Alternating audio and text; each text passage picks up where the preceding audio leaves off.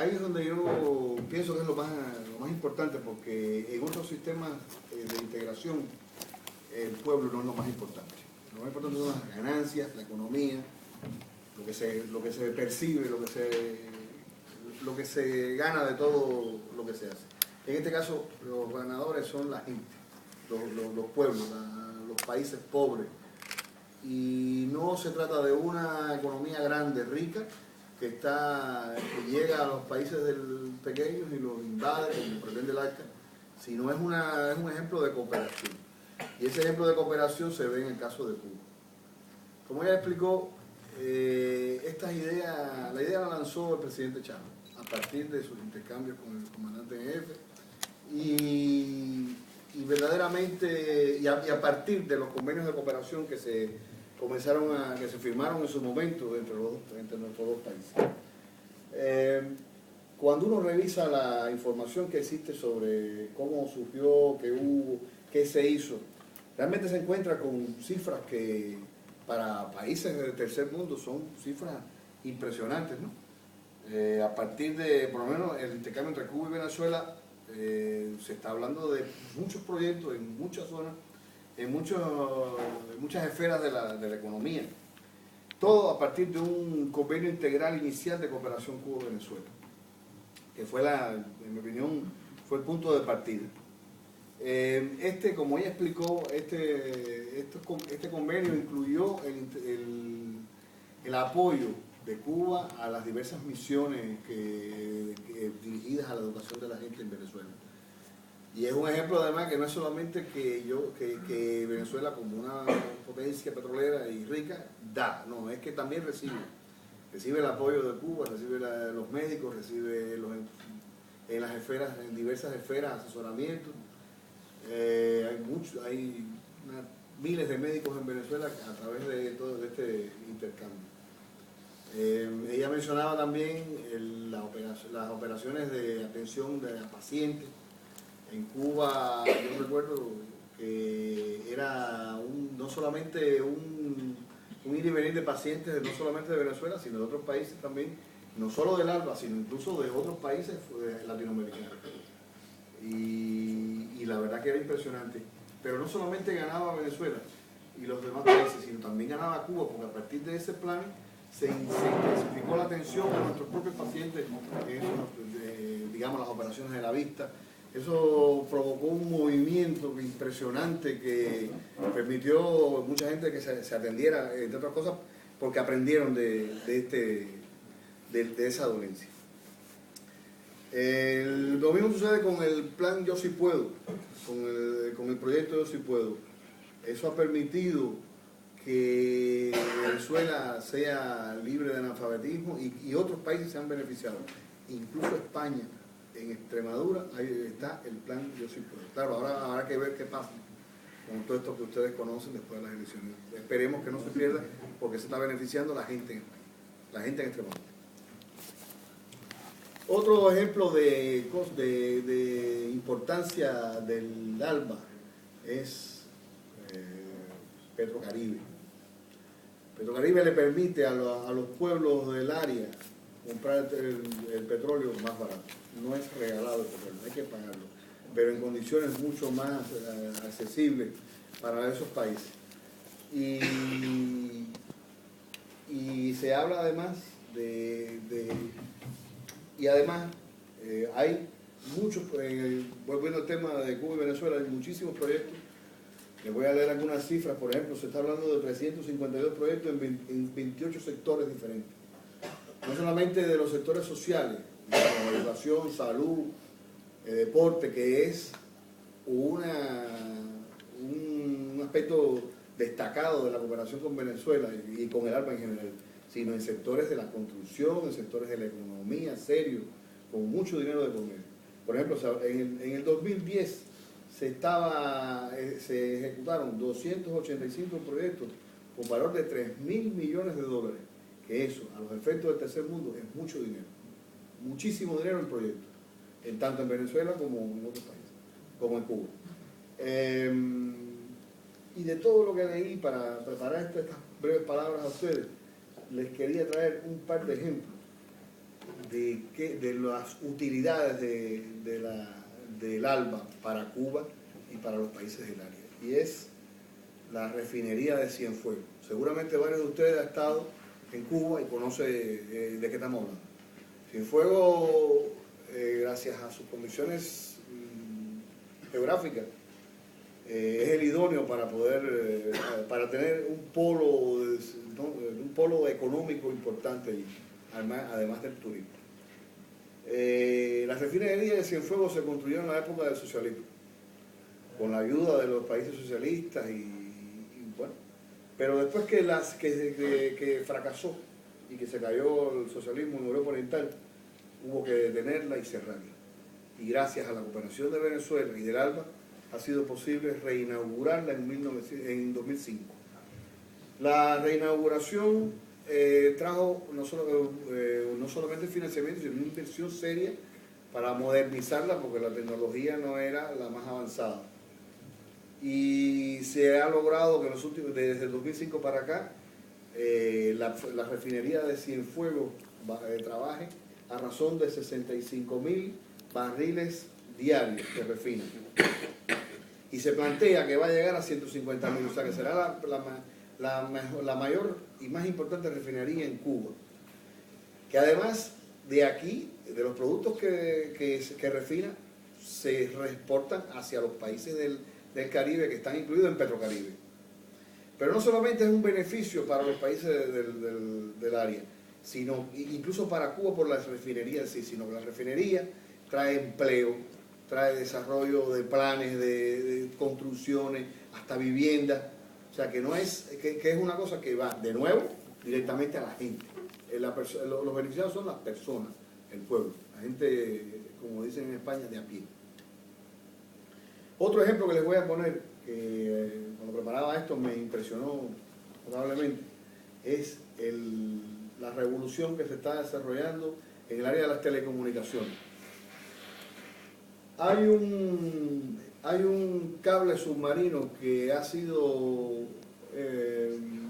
instalado desde Venezuela hasta Siboney en Santiago de Cuba, y para mejorar nuestras capacidades de comunicación. Se espera que cuando entre este año en funcionamiento, las capacidades de Cuba se multipliquen 3.000 veces a las velocidades actuales de transmisión de datos. Ustedes conocen que debido al bloqueo, Cuba no tiene acceso a los cables que pasan cerca de la isla. Y entonces todas nuestras conexiones tienen que ir por satélite, lo cual es muy caro y no de tanta calidad.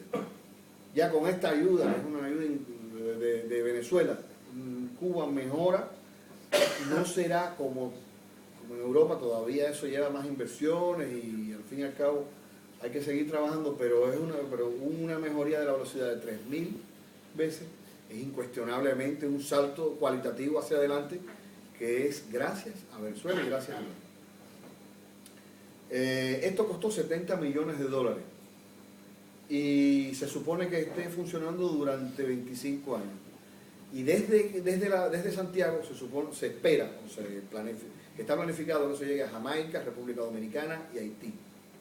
O sea, que no es solamente Cuba la beneficiada, sino también los países del área. Estos son ejemplos, hay muchos más, ahí desde la cooperación en el deporte hasta en la mayor cantidad posible de ramas de la economía, en la cual todos salimos ganando. No hay duda de eso.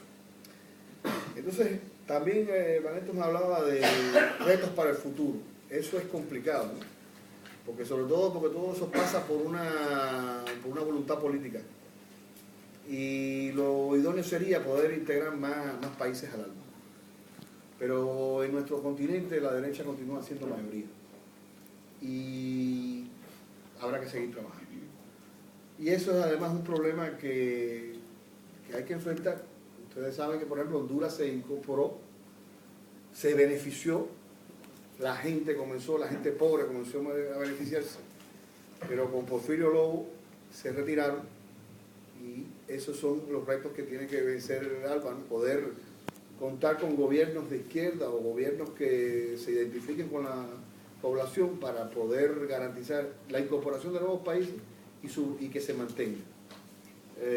todo en función de que la gente se beneficie de todos estos proyectos. Hay peligros y amenazas, bueno, ya los explicaba. La derecha siempre va a atacarnos, eso no hay quien lo evite, pero yo pienso que hay que ser optimistas, y pienso además que el futuro es nuestro, del socialismo, de la izquierda, y que a pesar de todos los esfuerzos que la derecha, los americanos hagan, proyectos de este tipo se podrán seguir desarrollando porque son ganancias. Aquí nadie sale perdiendo, ni siquiera la mayor economía, que es la que puede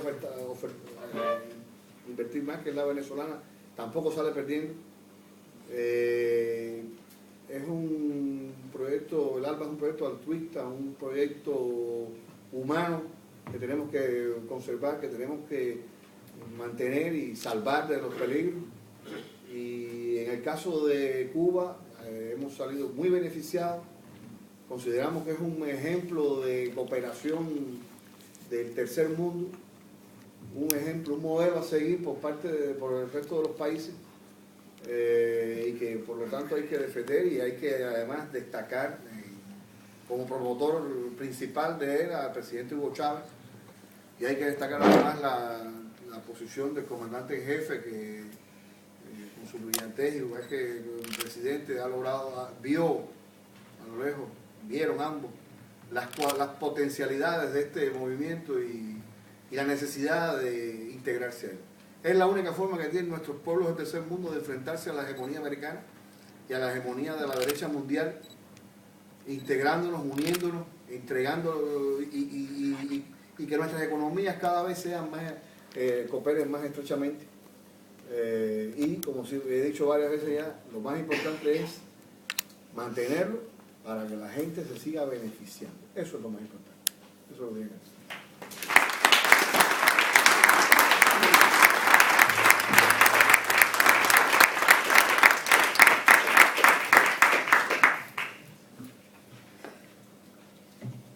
Tiene la palabra el compañero de Ecuador, ministro de la Embajada de Ecuador, Germán Espinoza Cuenca. Muy buenas tardes, muchas gracias. Gracias a los organizadores por este evento tan importante donde tenemos la oportunidad de hablar sobre nuestros procesos, de compartir con ustedes y de recibir su solidaridad. Quiero empezar diciendo que los procesos económicos de integración de los países hegemónicos, de los países neoliberales, son incomparables a los procesos de integración que empujamos nosotros, los países que hemos declarado, los pueblos que hemos declarado ser anti-neoliberales. Tienen que ser diferentes, poco acercables, porque son procesos económicos que responden a diversas posiciones políticas. Neoliberalismo, el epítome del provecho individual, la filosofía hedonista en su máxima expresión, con todas sus consecuencias, ofreciendo la felicidad desde la hiperproducción y la competitividad en su máxima expresión. Los países del ALBA, desde una propuesta económica que la llamamos la propuesta del buen vivir, o summa causae en Quechua, que responde a valores ancestrales, a propuestas ancestrales de convivencia. El buen vivir, que se diferencia del vivir cada día mejor, que es la propuesta neoliberal, y que no tendría límites, porque cada vez inventarían más cosas para supuestamente vivir mejor, y que es el sustento de la sociedad de consumo. Estos desencuentros desde lo teórico político y en este caso desde la práctica política de países como los nuestros, hacen que no lleguemos a encontrarnos ya en los contenidos económicos con las propuestas de tratados de libre comercio o el ALCA, como es el caso del proceso en el continente americano. Tenemos otras formas de intercambiar, como han dicho los compañeros, se intercambian servicios por bienes. En el caso de Cuba, su mayor aporte son servicios, y los otros países, en el caso de Ecuador y Venezuela, Venezuela intercambia bienes, Ecuador bienes, Venezuela cooperación técnica, Ecuador en lo que puede cooperación técnica, privilegiando las necesidades de los pueblos antes que el beneficio o la competitividad. También tenemos inversiones mutuas, como exponía el compañero de Cuba. En el caso ecuatoriano estamos planteando con la cooperación de Venezuela una refinería que se llama Refinería del Pacífico, que llegaría a refinar 500.000 barriles diarios, lo cual, dado que Ecuador tiene una posición estratégica frente al Asia, atraería petróleo de varios países de Sudamérica.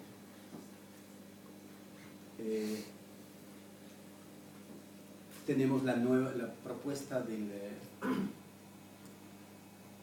la nueva arquitectura financiera internacional.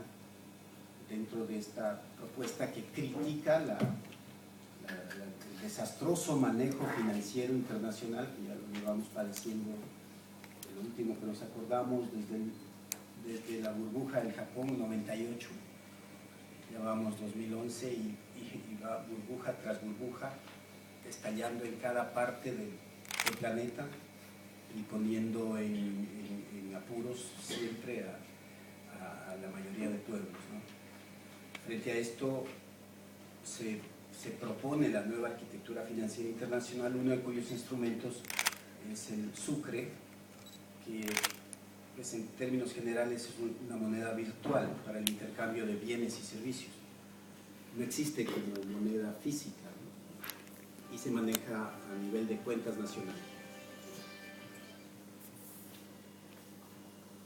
Partiendo de mi primera premisa, creo que quedaría muy poco para hablar de los efectos económicos comparativos entre las dos propuestas. Yo diría que hay también resultados muy importantes en materia de política exterior, que es un bloque que sostiene sus propios principios que lo diferencian de los otros. Es un bloque que defiende la soberanía nacional por sobre todas las cosas, el derecho de la autodeterminación de los pueblos. Persigue el multilateralismo en todos los escenarios.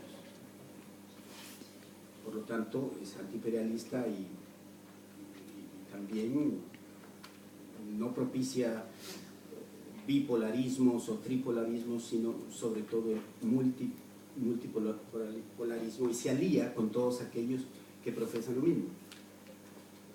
Son países que tienen extremada sensibilidad a cualquier intento de intervención extranjera. En el caso del Ecuador, en el mes de marzo, creo, de este año, el Ecuador expulsó a la embajadora de los Estados Unidos. ¿Por qué? Porque en este proceso de Wikileaks que ha pasado por encimita en el globo, se han leído cosas tremendas desde el punto de vista de soberanías nacionales y de defensa de derechos de los seres humanos de a pie, como decía el compañero de Cuba. Pero los grandes partidos ni cuenta se dan de todo lo que se revela. Me estoy refiriendo a algunas cosas que se han leído respecto al mundo. El entreguismo que se ve en ciertas comunicaciones informan los diplomáticos estadounidenses a su Departamento de Estado. Bueno, en el caso del Ecuador apareció una de estas notas en la que la embajadora de los Estados Unidos sugería que en su embajada había gente que pensaba, primero afirmaba que un comandante de la policía tenía prácticas corruptas, Pero segundo afirmaba que probablemente podía tener respaldo del presidente de la República. Entonces la Cancillería llamó a la embajada y me dijo que explique eso.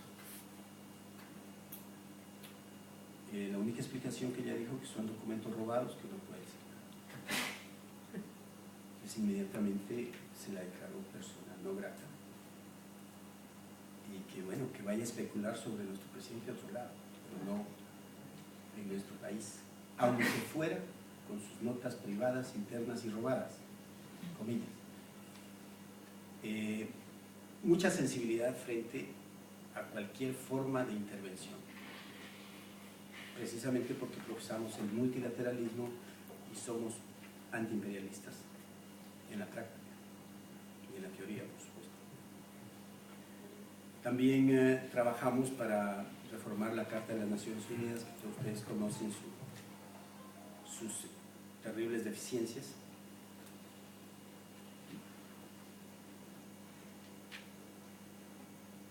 Y creo que estas son características importantísimas en política internacional del bloque. Busca la paz, la solidaridad. En Latinoamérica, en Sudamérica se ha vuelto protagonista de procesos de arreglo entre países, como cuando hubo el conflicto Ecuador-Colombia, conflicto Colombia-Venezuela, el tema de Bolivia, como ya se dijo acá. Quisiera con estas anotaciones que he hecho al tema ALBA un poco pasar al asunto de los retos, de lo que para nosotros y para nuestros pueblos significa mantener, defender y hacer prosperar este proceso. En el caso de Ecuador es un proceso que nace, llamémoslo, sin organización política establecida. Es la confluencia de pensamientos políticos de izquierda, progresistas, imperialistas, pero no hay un partido. Entonces nace de los procesos electorales, de la participación popular en las urnas. Fue muy interesante porque siempre se creyó que eso era imposible. Pero desde allí salió, con buenas estrategias, con gran entrega, salieron estos procesos. Y, por supuesto, nos ha granjeado los tremendos enemigos que más o menos conocemos, las oligarquías nacionales, sus socios a nivel internacional, las multinacionales, el sistema financiero tenía que ser un enemigo central, la vieja institucionalidad, por supuesto. Ustedes saben, el viejo Estado, los tres poderes, tienen que, a su manera, ir resistiéndose al cambio. Los medios de comunicación, sin duda alguna, que en muchos casos son los órganos de difusión ideológica de las oligarquías nacionales. Solo toca excluir a los pequeños medios, radios, algunos rotativos pequeños, locales, pero los grandes medios siempre estuvieron manteniendo el establecimiento, justificando las actuaciones de lo que nosotros llamamos la partidocracia, guiando la opinión pública hacia un modo democrático que siempre resultaba poco o muy poco provechoso para las grandes mayorías, para el pueblo. Esos enemigos están allí, sobreviven, se los sigue atacando, combatiendo, pero por supuesto no se rinden porque, entre otras cosas, el sistema mundial es de otro color. Yo cuando vine aquí a España hace unos 18 meses, no me imaginaba cuán neoliberal era Europa, ¿no? Yo no tenía idea de que fuera tanto. Yo sospechaba, pero no me imaginaba. Y me acuerdo, una vez que fui a Córdoba, decía, estos son unos héroes que además de ser del Partido Comunista sobreviven en España y en Europa. O sea, hay que tener estrategia para poder, no sé cuánto agotó la estrategia, pero bueno. En todo caso, eso es parte de la... Esto es una broma, porque yo no puedo hablar de los compañeros aquí en España, solamente una manera de divertimiento, digamos. No es fácil consolidar los procesos. Retos principales para que el ALBA avance y nuestros procesos políticos avancen. Bueno, consolidar los procesos políticos iniciados. Consolidar los procesos económicos nacionales, que es lo que nos diferencia tan notoriamente de los procesos neoliberales. Ya en los procesos neoliberales no hay nación, hay el globo. Nosotros creemos en nuestros procesos nacionales y aseguramos, cuando ellos nos dicen que somos proteccionistas, anticuados y pasados de moda, simplemente estamos haciendo lo que ellos hicieron hace 100 años, hace 80, hace 50. Eran extremadamente proteccionistas. Para llegar a ser lo que son ahora, tuvieron que ser proteccionistas. Entonces nosotros queremos consolidar nuestros mercados nacionales, nuestra producción, nuestro sistema de producción, defender nuestros productos agrícolas que tienen que ver, como decía la compañera, con la cultura, con la tradición, con el alma misma de nuestros habitantes, de nuestros pueblos. Consolidar lo que habría o hubiera que consolidar en el sector secundario, el que se debiera, productos que satisfagan nuestros mismos mercados, y probablemente entrar con mucha fuerza, como se lo está haciendo, al sector terciario de la economía, donde el cerebro humano juega mucho y las habilidades y la formación de las personas tiene un gran rol. Entonces estamos nosotros fortaleciéndonos internamente y cooperando entre nosotros para ser complementarios, para ayudarnos, no para competir. Entonces, ese sería el gran reto. En el proceso de consolidación política estamos trabajando, no es fácil. Ecuador acaba de pasar, el 7 de mayo tuvimos una consulta popular interesantísima para que el pueblo reforme la Constitución que él mismo aprobó. La aprobamos en el 2008, pero claro, son procesos tan rápidos que no se alcanza a hacer todo lo que se debería haber hecho. En esa Constitución no se tocó el sistema de justicia. Los mismos compañeros se dividieron, dijeron no conviene hacer olas, es muy peligroso, ya estamos dando duro por otros lados, no toquemos. Y nada, la perversión y corrupción y lentitud del sistema de justicia va desprestigiando el sistema político. No es fácil convencerle a la gente que sufre los efectos del desorden judicial, de la corrupción de los jueces, de la delincuencia desaforada. No es fácil convencerle que el Ejecutivo no es el responsable. Entonces las deficiencias en el sistema de justicia pueden ser la quinta columna en los procesos nuestros. El Ecuador, el gobierno ecuatoriano decidió preguntarle al pueblo si quiere que reformemos la justicia. Y el pueblo dijo que sí.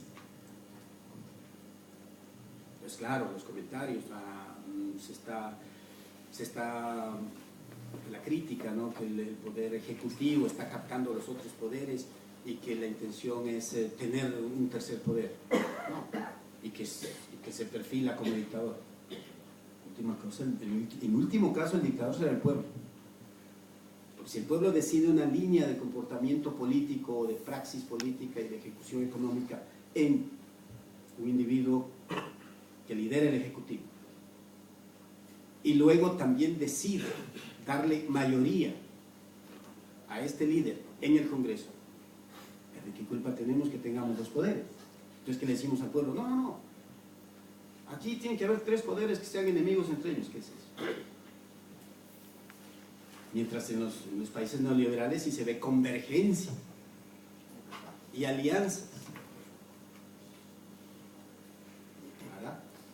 Entonces, si hubo un tercer poder intocado porque no hubo la decisión en la Asamblea Constituyente de entrar a hacer modificaciones urgentes en el Poder Judicial, y ahora se le pudo preguntar al pueblo y decirle: usted conviértase en constituyente ahora y díganos si quiere que hagamos esta reforma.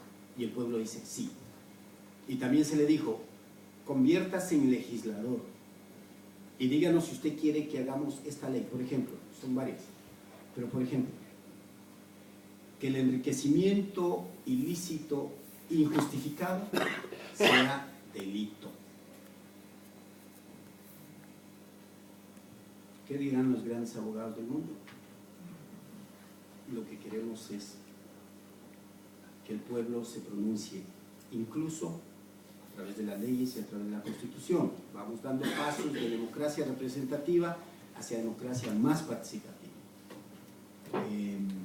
Sí, ahora los que hayan hecho a través de los años o estén haciendo riquezas en el Ecuador, evadiendo la ley, evadiendo impuestos, contrabandeando, chulqueando, no sé si siendo usureros, traficando con gente, coyoteros que llamamos por allá, todos los que han hecho fortunas violando la ley y saltándose la ley, ahora tendrán que explicar cómo las hicieron. Para los que las han hecho, una pequeña, mediana o gran fortuna, cumpliendo con la ley, será un placer justificar. Si oiga, el dinero es bien hecho, y los que no, pues es presunción de delito.